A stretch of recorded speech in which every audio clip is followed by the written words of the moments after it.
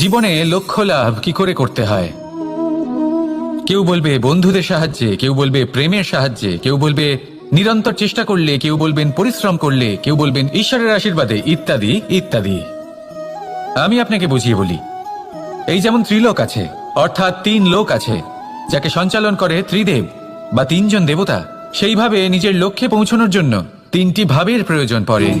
প্রথম ভাব হলো স্বপ্ন দেখা।